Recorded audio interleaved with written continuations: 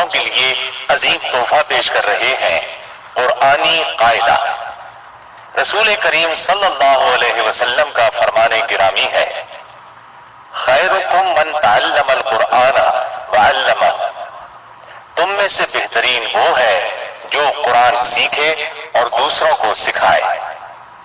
اگر ہم چاہتے ہیں کہ ہمارے بچے صحیح مسلمان ہوں تو ہمیں ان کی قرآنی تعلیم کی خصوصی فکر ہونی چاہیے، اور اس کی بنیاد قرآنی قاعدہ ہے، کیونکہ قرآن مجید کو صحیح پڑھنے کے لیے ضروری ہے کہ پڑھنے والے کی ابتدائی معلومات پختہ ہو، وہ عربی حروف تہجی کو اچھی طرح سمجھتا ہو، حروف کو ملا کر جملے بنانے کا اس کو علم ہو، قواعد تجوید، ادغام، اظہار، اخفاء، اقلاب، مد اور غنہ وغیرہ کی ادائیگی کا اس کو علم ہو۔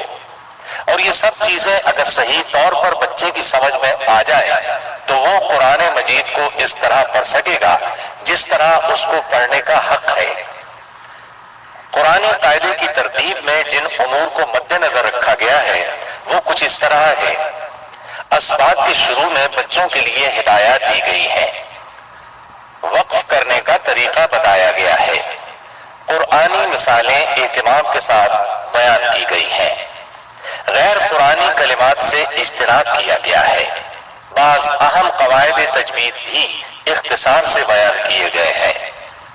قرآن مجید میں بعض کلمات ایسے ہیں جو پڑھنے میں مشکل ہیں، ان کی ادائیگی کا طریقہ بیان کیا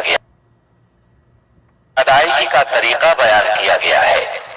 ہر سبق کے شروع میں جو ہدایات دی گئی ہیں، مشق میں ان کو مختلف مثالوں سے واضح کیا گیا ہے۔